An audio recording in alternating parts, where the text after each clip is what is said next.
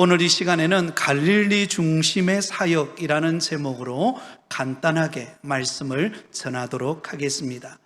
오늘 우리가 읽은 본문의 말씀은 예수님께서 이스라엘 북부 지역 갈릴리 지역을 중심으로 사역하시는 장면을 소개하고 있습니다. 이제 예수님께서 본격적인 공생의 사역을 시작하시는 장면이라고 말할 수 있습니다. 오늘 본문은 크게 세 단락으로 나누어서 우리가 살펴볼 수가 있겠습니다. 12절에서 16절까지 말씀은 예수님께서 나사렛에 그동안 머무셨던 예수님께서 이제 이스라엘 북부 지역 갈릴리 가브나움에 오셔서 그곳에 머물게 되셨다라는 이야기가 기록되어 있습니다. 그리고 17절에서 22절까지는 예수님께서 4명의 제자를 부르시는 내용이 기록되어 있습니다. 어부였던 베드로와 안드레, 그리고 야고보와 요한을 제자로 부르시는 내용입니다. 그리고 마지막 23절에서 25절까지의 말씀은 예수님께서 온 갈릴리 지역을 다니시면서 행하셨던 예수님의 사역의 중심 사역이 무엇인가, 그 내용을 설명하고 있습니다. 자, 먼저 예수님께서 세례 요한이 체포되었다라는 소식을 듣고 나사렛에 그동안 머물러 계셨던 예수님께서 이스라엘 북쪽 지역 갈릴리 지역 가브나움으로 가시는 장면입니다. 12절 13절입니다. 예수께서 요한이 잡혔음을 들으시고 갈릴리로 물러가셨다가 나사렛을 떠나 스불론과 납달리 지경 해변에 있는 가브나움에 가서 사시니. 자, 여러분, 예수님의 고향이 어디죠? 예수님이 그동안 머물렀던 나사렛이 예수님의 고향이었습니다. 그런데 이제 예수님께서 본격적인 공생의 사역을 시작하시는 그 사역을 감당할 쯤 되었을 때, 그때 예수님은 나사렛을 떠나서 가브나움으로 이사를 가시게 됩니다. 이 북쪽 갈릴리 지역 가브나움은 바로 예수님이 공생의 사역의 거점 지역으로 두고 사역했던 바로 장소가 가브나움이었습니다. 자, 그렇다면 예수님께서 왜 본격적인 공생의 사역을 시작하실 때에 우리 같으면 이스라엘의 수도인 예루살렘이나 아니면 그동안 그가 익숙하게 머물러 있었던 나사렛에서 공생의 사역을 시작해도 될 것인데, 왜 예수님께서는 갈릴리 가브나움으로 이사를 하셔서 그곳에서 공생의 사역을 시작하셨을까라는 질문입니다. 여러분, 그 이유는 바로 구약 이사야 선지자가 예언한 것을 이루기 위함이었습니다. 자, 오늘 본문 14절에서 16절 말씀에 보면 그 이유가 소개되고 있습니다. 14절에서 16절까지 우리 같이 읽겠습니다. 시작. 이는 선지자 이사야를 통하여 하신 말씀을 이루려 하심이라. 일러서되 스불론 땅과 납달리 땅과 요단강 저편 해변길과 이방의 갈릴리여, 흑암에 앉은 백성이 큰 빛을 보았고 사망의 땅과 그늘에 앉은 자들에게 빛이 비추었도다 하였느니라. 자, 여러분, 이 말씀은 구약 이사야서 9장 1절과 2절 말씀을 인용한 구절입니다. 자, 이게 말씀해 보면 이방의 갈릴리어라는 표현이 나옵니다. 자, 여러분, 지금 예수님께서 가셔서 거주하는 곳, 그곳은 갈릴리 가브나움입니다. 그런데 구약 이사야서 9장 1절과 2절에 기록되어져 있는 말씀처럼 이곳을 일컬어서 이방의 갈릴리어라는 표현을 사용하고 있습니다. 여러분, 이상하지 않습니까? 이스라엘 땅에 있는 갈릴리 가브나움인데 왜 이곳 지역을 이방의 갈릴리어라고 그렇게 표현하고 있을까요? 여러분, 이것은 역사적으로 좀 거슬러 올라가서 우리가 이해할 필요가 있습니다. 이 갈릴리 주민들은 주전 732년에 아수르의 침공을 받게 됩니다. 북이스라엘에 속해 있는 이 갈릴리 가버나움 지역이 아수르의 침공을 받게 됩니다. 그래서 여러분, 아수르의 포로로 끌려갈 뿐만 아니라 또한 이방인들을 바로 이 갈릴리 지역에 보내어서 혼혈 정책을 쓰게 됩니다.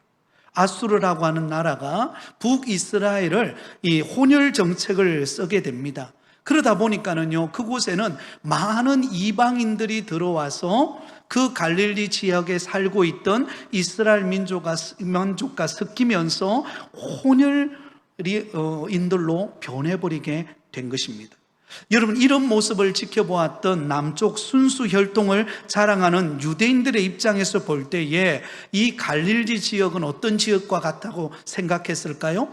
이방인 지역과 같다라고 그렇게 생각했습니다. 그리고는 무시했습니다. 마치 사망의 땅과 그늘의 안전자들로 그들을 취급해버리고 말았습니다. 그러니 늘 소외되어진 곳, 경제적으로나 문화적으로나 여러 면의 환경적으로 볼 때에 남쪽 유다 지역, 특히 이스라엘의 중심 수도인 예루살렘에 비하여 북쪽 지역인 이 갈릴리 지역, 가브라움이 속해 있는 이 갈릴리 지역은 굉장히 낙후되어 있고 문화적인 혜택을 받지 못하고 마치 사망의 땅과 그늘의 안전자와 같이 이방인 취급당하고 있는, 소외되어져 있는 곳이 바로 이곳이었다라는 것입니다. 그런 곳에 예수님께서 머물러서 이 역사적인 비극을 경험했던, 사망의 땅과 같고 그늘의 안전자와 같았던 그들에게 참된 빛을 비추기 위해 예수님은 갈릴리 가버나움을 중심으로 초기 공생의 사역을 시작하고 계시는 것을 알 수가 있습니다. 그래서 그곳에서 예수님께서 회개하라, 천국이 가까웠느니라, 그렇게 외치게 되셨습니다. 여러분, 예수님은 화려한 곳, 그리고 이스라엘의 중심 도시였던 예루살렘으로 먼저 가실 수도 있습니다. 그러나 예수님은 그곳으로 먼저 가지 아니하시고 구약 이사야 선지자를 통하여 예언되어 있던 이방인의 갈릴리, 소외되어지고 외면당하고, 그리고는 늘 정말 우리는 이방인 취급당하는 그런 상처와 아픔과 고통을 안고 있는 바로 그 갈릴리 지역 가버나움의 터전을 잡으면서 그 소외되어진 사람 곁에서 그들을 위로하고 그들에게 복음을 전하고 그들에게 소망의 빛을 비추는 사명을 예수님께서 감당하고 계신다라는 것입니다. 여러분, 이것을 통해서 우리는 무엇을 발견할 수가 있습니까?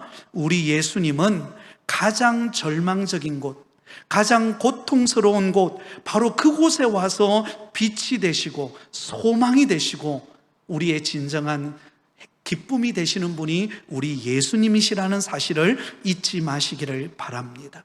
그렇습니다. 여러분, 우리 인간은요, 화려한 것 좋아합니다. 세상에 어떤 정말 드러낼 만한 그런 외적인 것, 화려한 곳, 정말 우리가 좋아하는 인간의 마음을 매료시키는 그런 것을 추구합니다. 그러나 여러분, 우리 예수님은 가장 낮은 곳에, 가장 상처받은 곳에, 가장 외로운 곳에, 그곳에 오셔서 먼저 복음을 전하시고 그들의 마음을 위로하시고 그들에게 복음을 통하여 새 생명의 기쁨을 허락하시고 계신다라는 사실입니다. 여러분, 오늘날 우리 주변에도 한번 보세요. 사망의 그늘에 앉아서 고통과 절망과 좌절과 낙심을 경험하는 사람들이 얼마나 많습니까? 바로 그들에게 필요한 것이 바로 복음, 예수 그리스도이십니다. 지난번에 제가 설교할 때도 한번 말씀을 드렸던 걸로 기억이 나는데요, 이번에 우리 당회원 부부 수련회를 복일도 동강교회 변상호 목사님이 목회하는 곳에 다녀왔습니다. 그곳에 가서 함께 말씀을 듣고 간증을 듣고 또 그 지역을 돌아보면서 참 많은 은혜와 도전을 받았습니다. 정말 은퇴하고 그곳에 오셔서 교회가 없는 그곳에 교회를 개척하고 이제 3년이 되셨는데요, 얼마나 열정적으로 또 복음을 전하고 그 지역의 어려움을 겪는 사람들을 돌아보고 섬기는지요. 정말 대단하시더라고요. 그러면서 그 목사님이 저희들에게 하셨던 말씀이 있어요. 바로 지금 이때 우리가 복음을 전해야 되는데 이 복음을 어떻게 전할 것인가, 다 그게 고민이라는 거죠. 그런데 효과적으로 복음을 전하기 위해서는 어렵고 힘든 사람을 찾아가야 된다라는 것이 핵심이었습니다. 어렵고 힘든 사람, 정말 볼품없고 외롭고 지쳐있고 상처받고 어려움에 처한 사람들, 바로 그 사람 곁에 가서 그들을 위로하고 격려하고 그들에게 복음을 전하고 또 그들에게 도움을 줄 만한 것이 무엇인가, 그것을 살펴보고 도와주고 섬길 때 그곳에 복음의 문이 열린다라는 이야기를 하면서 참 얼마나 큰 도전이 되었는지 모릅니다. 사랑하는 성도 여러분, 우리가 복음 전할 때 참 많은 사람에게 찾아가기가 쉽지는 않지만, 그러나 우리 주변에 어려움을 겪는 분들, 또 지쳐있고 상처받고 어려움을 당하는 분들, 그분들에게 우리가 다가갈 수 있는 저와 여러분이 되실 수 있기를 바랍니다. 이번 휴가 기간에도 제가 군포에 있는 들꽃교회라고 하는 제 믿음의 어떤 멘토 역할을 하는 목사님이 목회하고 있는 곳에 찾아갔습니다. 그곳에 제가 왔다는 소식을 듣고, 제가 군대에 있을 때 저희 중대장님이 그곳에 오셨어요. 그 교회에 집사님으로 섬기고 계시는데요, 이번에 처음 만났습니다. 만났는데 얼마나 해맑게 웃는지. 이 중대장님이 사실 그 군포 들꽃교회로 가게 된 계기가 무엇인가 하면, 안산에서 음식점을 크게 했는데 그 음식점이 쫄딱 망한 거예요. 그래서 더 이상 빚도 많이 졌고 여러 가지 형편도 어렵고, 그리고는 이제 인생을 완전히 포기하려고 그 아내 되시는 분과 함께 이제 인생을 마지막 딱 포기하려고 하는 순간, 그때 제가 떠올랐다는 거예요. 그래서 카톡을 보다가 제 카톡이 연결되어 있는 것을 보고 그때 자기의 어려움의 상황을 제게 전해 주었어요. 그런데 저는 부산에 있기 때문에 도움을 주고 싶어도 이렇게 왔다 갔다 할 수 없는 상황이어서, 그 안산하고 군포가 굉장히 가깝습니다. 그래서 제 멘토 역할을 하는 그 목사님에게 연락을 드렸습니다. 이만저만해서 지금 중대장님이 지금 정말 그 사면초가에 놓여져서 자칫 잘못했다가는 큰일이 일어날 것 같습니다. 좀 도와주십시오. 그래서 그 연락을 받은 그 목사님이 이 중대장님에게 찾아간 거예요. 찾아갔는데 그때 그 마지막 순간, 그때 아니었다면 자기는 목숨을 끊었을 거라고 그렇게 이야기를 하더라고요. 그 마지막 절체절명의 그 위기 속에서 더 이상 희망이 없는 바로 그 순간에 그 목사님을 만나고 위로를 받고, 그리고는 그때부터 그 교회를 나오기 시작하고, 그리고는 정말 앞이 캄캄해서 이 모든 인생을 포기할 수밖에 없는 그런 상황이었는데 빛이 보이기 시작하더라는 거죠. 그러면서 내가 어떻게 살아가야 될지를 알게 되고 점점 하나씩 정리하면서 이제는 회복이 되어서 이제 그 교회에 헌신하는 그런 집사님으로 봉사하고 계시더라고요. 그래서 이번에 만났는데요, 목사님과 그 목사님이 아니었다면 아마 제가 이곳에 살지 못했을 겁니다. 그런데 그 어려운 상황 속에서 이렇게 도와주시는 그 목사님을 만나서 자신이 이렇게 변했다고 하는 이야기를 들으면서 얼마나 큰 도전이 되었는가 모릅니다. 사랑하는 성도 여러분, 예수님께서는 이스라엘 지역 가운데서도 가장 소외되어지고 가장 상처받고 가장 고통받는 곳, 바로 이방인의 갈릴리라고 불리워지는 그 가버나움에서 사역을 시작하셨습니다. 그 어두워진 곳, 그 모든 사람이 절망하고 있는 곳, 그곳에서 복음이 시작되어져서 그 갈릴리 지역을 변화시키고 예루살렘을 변화시키고, 또한 이방인들을 향하여 이 복음의 빛이 뻗어갈 수 있도록 하나님께서 역사하시는 그 은혜가 저와 여러분에게도 임한 줄 믿습니다. 또한 우리를 통해 우리 주변에 있는 소외되어지고 고통하고 있는 사람들에게 찾아가서 그들의 영혼을 살리는 생명의 복음이 되기를 예수님의 이름으로 축원드립니다. 자, 이어서 18절에서 22절까지는 예수님께서 갈릴리 해변에서 제자를 부르시는 장면입니다. 자, 먼저 시몬 베드로와 안드레를 열심히 갈릴리 바다에서 그물을 던지고 있는 베드로와 안드레를 부르십니다. 19절입니다. 말씀하시되 나를 따라오라. 내가 너희를 사람 낚는 어부가 되게 하리라. 여러분, 예수님께서는 어떤 면에 보면 참 지극히 평범한 그런 두 사람, 베드로와 안드레, 하루하루 갈릴리 바닷가에 나가서 그곳에서 고기를 잡고 그리고 그곳으로 생계를 유지해가는 너무나 지극히 평범한 두 사람, 베드로와 안드레를 부르셔서 제자로 삼습니다. 또 바로 이어서 또 다른 어부를 부르셨는데요, 세베대의 아들 야고보와 그의 형제가 배에서 그물을 깃고 있는 것을 부르시고 그들을 부르셨습니다.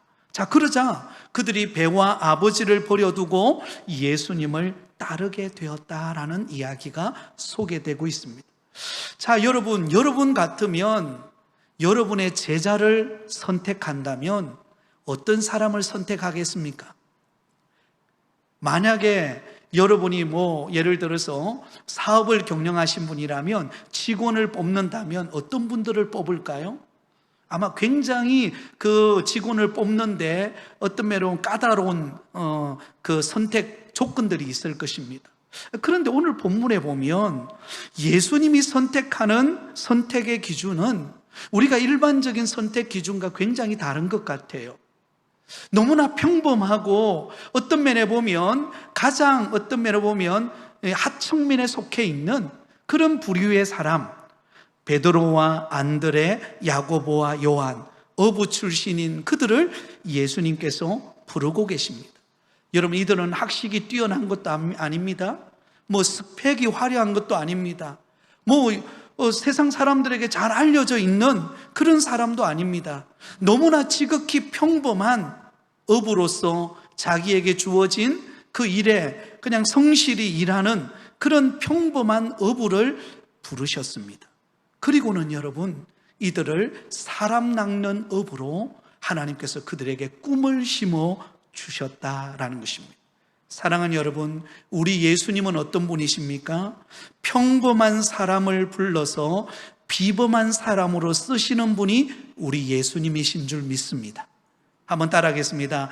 평범한 사람을 불러서 비범한 사람으로 쓰십니다.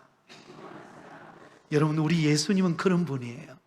우리 예수님은 세상적인 조건으로 따져봐가지고 이 사람이 저 사람보다 좀 더 뛰어나고 저 사람이 이 사람보다 더 많은 스펙을 가졌고 더 화려한 것을 가졌기 때문에 그래서 비교해서 그 사람을 선택하는 게 아니라는 것입니다. 우리 주님은 그거 따지지 않아요. 따지지도 않고 묻지도 않아요. 우리 예수님은 우리 있는 모습 그대로 지극히 평범하고 지극히 서민적이고 지극히 연약한 우리를 부르셨습니다. 그리고는 우리를 비범한 인생으로 주님이 쓰시는 사람 남는 영적인 하나님의 일꾼으로 우리를 쓰시는 분이 우리 예수님이라는 사실을 잊지 마시기를 바랍니다. 가끔씩 여러분, 우리가 믿음 생활하면서 나 자신을 보면서 우리가 때로는 비교의식에 사로잡힐 때가 많아요. 누군가 믿지 않는 사람과 또 누군가 나보다 좀 더 뛰어난 사람과 여러분 비교를 하면서 아이고, 나는 왜 이럴까? 나는 저 사람보다 좀 뛰어난 것도 없을까? 나는 왜 이렇게 지극히 평범할까?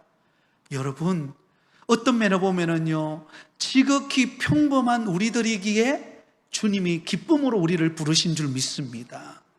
너무나 지극히 평범하기 때문에 여러분, 우리를 통해서 주님의 영광이 드러날 수 있는 영역은 더 넓은 거예요. 만약에 여러분 똑똑한 사람만 선택했다고 한번 생각해 보세요. 그 똑똑한 사람이 잘하면 별로 티도 안 납니다. 근데 좀 못하는 나와 같은 사람이요, 좀 잘해 보세요. 이야, 대단하다, 여러분 이렇게 여기는 거예요.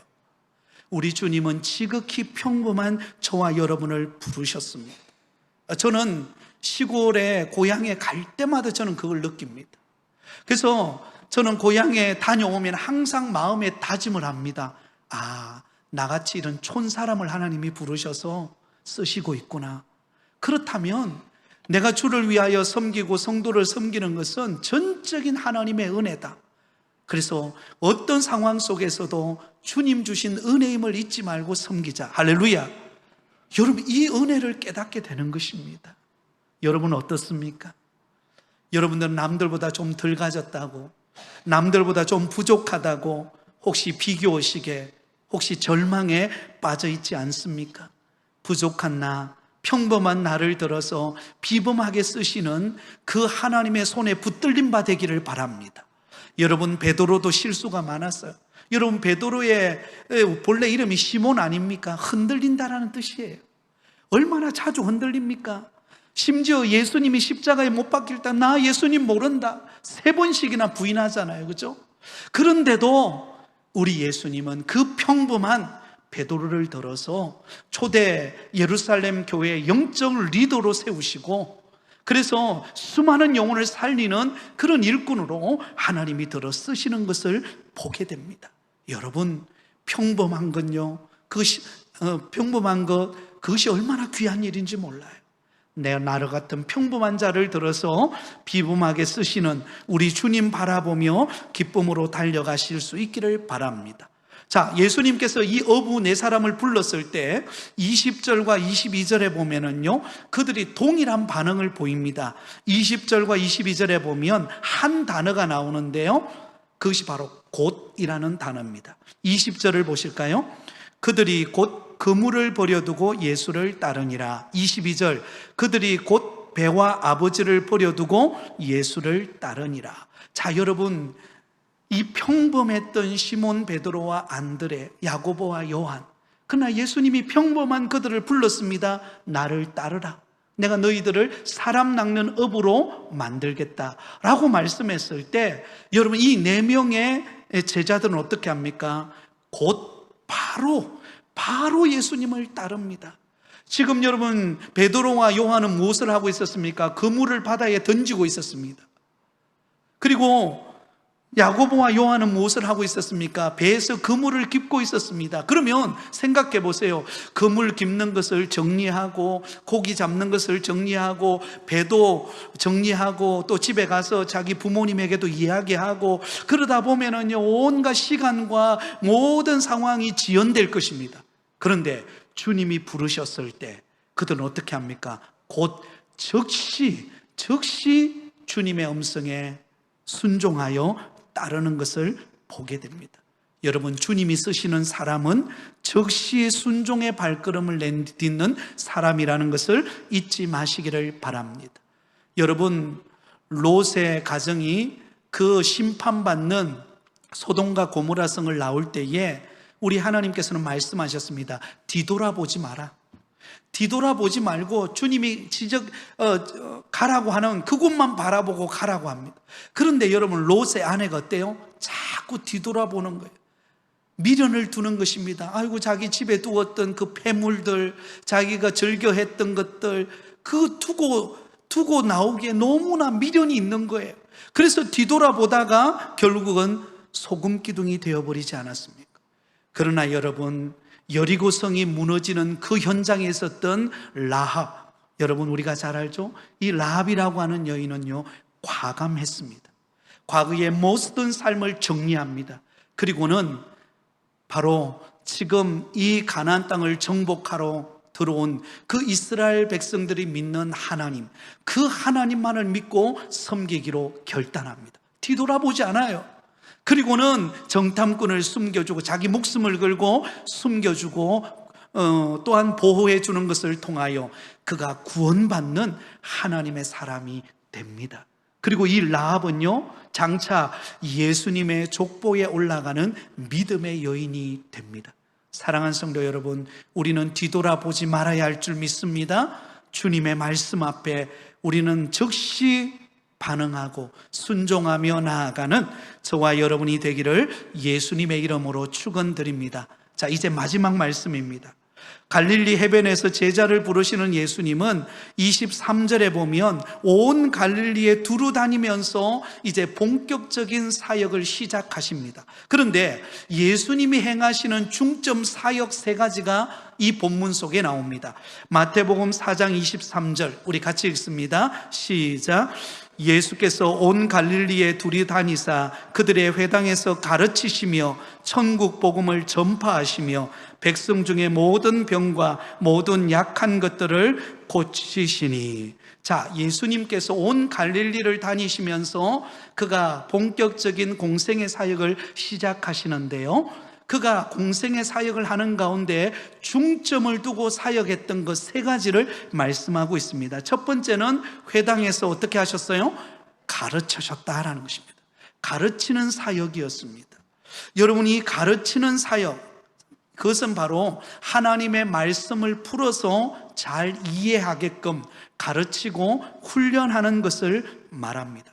구약에 예언되었던 메시아에 대한 예언의 말씀을 풀어서 백성들에게 전하는 것입니다. 그리고 다음부터 살펴보겠지만 마태복음 5장에서 7장까지의 내용은 천국 백성된 하나님의 자녀들이 어떻게 하나님을 섬기고 또 믿음으로 살아가야 될지에 관하여서 산상수훈을 통하여 그들을 가르치셨습니다. 여러분, 건강한 교회는요, 가르침의 사역이 활발하게 일어나는 교회입니다. 그냥 주일날 한번 교회 와서 은혜 받고, 물론 그것도 큰 은혜 받는 기회입니다만은, 그러나 주일날 교회 와서 예배 드리고 말씀의 은혜를 받는 것도 귀하지만, 그러나 우리는 끊임없이 하나님의 말씀을 통하여 가르침을 받고 훈련받고 성장하는 교회가 되어야 할 줄 믿습니다. 최근에 우리 교회의 새가족부가 굉장히 활성화가 이루어졌습니다. 새가족부를 맡은 우리 장로님들, 권사님들, 또 우리 집사님들이 참 수고를 많이 하고 계세요. 특별히 지금 새가족부가 우리 교회에 등록을 하게 되면 5주간 동안 새가족 훈련이라는 게 있습니다. 새가족부들을 대상으로 5주 동안 훈련을 하는데, 우리 장로님 두 분이 돌아가면서 그 대상자들을 놓고 5주 동안 정말 최선을 다하여 정성을 다하여 훈련시키는 모습을 제가 옆에서 지켜보고 있습니다. 그리고는 5주가 지나고 난 다음에 새가족 수료를 하면서 우리 성도들 앞에서 축하도 하고 또 성경책 선물도 받고 그러면서 신앙생활을 합니다. 참 감사한 것은 올해 우리 교회에 등록해서 지난해부터죠. 지난해 그리고 올해 등록해서 새가족 훈련을 받은 사람 대부분이 우리 교회에 정착을 했어요. 할렐루야. 이 큰 은혜인 줄 믿습니다. 여러분, 교회 한번 와서 한번 오는 건 사실 그리 어렵지 않아요. 그런데 교회에 와서 새가족 훈련을 받고 교회에서 정착하고 1년, 2년 신앙이 성장해 가고 있다는 것 얼마나 기쁜지 모르겠습니다. 어제 우리 사무엘회 아마 그 야유회를 다녀왔는데요, 그곳에도 우리 새가족으로 오신 분들이 함께 가서 서로 격려하고 위로했다는 소식을 들을 때 얼마나 기쁜지 모릅니다. 여러분, 교회는 끊임없이 하나님의 말씀의 가르침을 통하여 성장이 이루어지고 변화를 경험하고 또한 성숙되어져 가는 교회여야 할 줄 믿습니다. 그래서 저는 지금 고민 중에 하나가 우리 새가족부는 이제 어느 정도 정착이 잘 되어 가고 있는데, 그리고 제자반을 하기 전에 기초 확신반을 좀 해야 되겠는데 그동안 여건을 마련하지를 못했어요. 그래서 제 지금 고민과 기도 중에는 만약에 시간이 할애가 많이 어렵다면 이 오후 예배 시간이라도 제가 좀 활용을 해야 되겠다, 그런 생각을 하고 있습니다.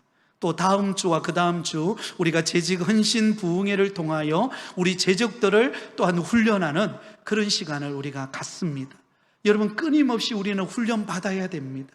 훈련 받는 가운데 우리는 성장하고 예수님을 닮아가고 나 자신을 돌아볼 수 있는 그런 믿음의 사람이 되어질 줄 믿습니다.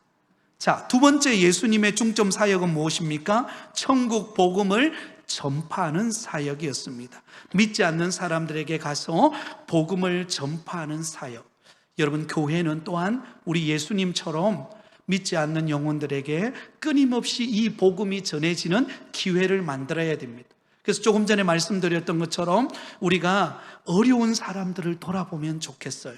우리 주변에 정말 어렵고 힘든 사람들이 누가 있는지 그분들을 찾아가서 격려하고 또 위로하고 맛있는 것도 사드리고 하는 가운데 접촉점을 만들어서 우리가 그분들을 주께로 이끄는 그런 복음을 전파하는 사역 중요합니다. 자, 마지막 세 번째 사역은 바로 예수님이 고치시는 사역을 감당하셨습니다. 치유하는 사역이죠. 우리 24절을 같이 읽겠습니다. 24절입니다. 시작. 그의 소문이 온 수리아에 퍼진지라 사람들이 모든 앓는 자 곧 각종 병에 걸려서 고통당하는 자, 귀신 들린 자, 간질하는 자, 중풍병자들을 데려오니 그들을 고치시더라. 할렐루야. 여러분, 이 고치시는 이 놀라운 사역이 우리 교회 안에도 있기를 소망합니다. 우리 교회 안에도 여러 가지 육신의 질병으로 또 여러 가지 참 정서적인 아픔으로 고통을 겪는 분들이 있습니다. 새벽마다 우리가 성도님들을 위하여 기도하지만 그러나 정말 이분들의 치유와 회복을 위하여서 우리가 더 많은 기도와 또한 우리의 관심이 필요할 때인 줄 믿습니다. 여러분, 우리가 관심을 가지고 기도하고 격려할 때 그곳에 치유하는 역사가 일어납니다. 우리 예수님은 어떤 면은 아마 공생의 사역 가운데 사복음서를 읽어보면 대부분이 어때요? 치유하는 사역부터 시작됩니다. 병든 자를 고치고 귀신을 내어 쫓고, 그래서 주님의 능력을 나타내는 것을 통하여 복음이 전파되고 하나님의 말씀이 선포되어지는 일들이 일어난 것을 보게 됩니다. 저는 간절히 소망합니다. 우리 부곡교회 안에 정말 주님께서 역사하셔서 치유의 은혜가 가득하기를 원합니다. 항암 치료받는 우리 성도들의 그 암덩어리가 떠나가는 은혜가 있기를 바랍니다. 또한 골절과 여러 가지 디스크와 또 여러 가지 육신의 아픔을 가지고 있는 성도들의 그 아픔이 예수님의 이름의 능력으로 치유되어지는 은혜가 있기를 바랍니다. 정서적으로 고통받는 성도들이 안정을 찾고 회복을 얻고 주의 은혜를 깨닫는 그런 역사가 나타나서 하나님의 은혜와 평강이 가득한 우리 부곡교회, 그래서 말씀을 가르치고 그리고 복음이 전파되어지고 그래서 치유의 사역들이 일어나서 소문이 점점 퍼져가는 은혜가 있기를 바랍니다. 24절만 읽고 마치겠습니다. 24절 상반절입니다. 제가 읽겠습니다. 그의 소문이 온 수리아에 어떻게 된지라? 퍼진지라. 여러분, 교회는 소문이 잘 나야 됩니다. 우리 부곡교회는 지금 소문이 잘 나고 있는 줄 믿습니다. 여러분, 그렇게 알고 계세요? 네, 소문이 잘 나고 있습니다. 저와 여러분이 그런 은혜의 소문을 먼저 경험하고 그 받은 은혜를 우리가 나눌 때 내 꼭 부곡교회 한번 가봐야 되겠다. 그래서 부곡교회 성도들이 믿음 생활하는 그 모습을 내가 보고 나도 그렇게 믿음 생활해야 되겠다. 이런 모습이 우리 주변에 가득할 수 있도록 저와 여러분이 힘써서 이 복음의 기쁨을 나누는 저와 여러분 되기를 바랍니다. 이제 우리 교회는 앞으로 이제 3년 정도 있으면 우리 교회당 바로 옆에 1000세대가 들어오잖아요. 여러분, 이거 아무나 되는 거 아닙니다. 아무 교회나 되는 거 아니에요. 우리 부곡교회니까 되는 거예요. 할렐루야. 네, 하나님께서 우리 교회에 은혜 주시려고 더 많은 영혼들을 붙여주시기 위하여 지금 준비하고 계시는 줄 믿습니다. 우리가 기도하고 준비하고 그 사랑을 나누고 우리가 은혜로 충만하면 여러분, 하나님이 문을 열어놓으셔서 들어오게 하시면요, 막을 자가 없어요. 하나님이 불어넣으시는데 누가 막겠습니까? 그죠? 그런 날이 곧 올 것입니다. 아멘. 그날을 바라보면서 우리가 믿음 생활 잘하는 저와 여러분이 되시기를 예수님의 이름으로 축원드립니다.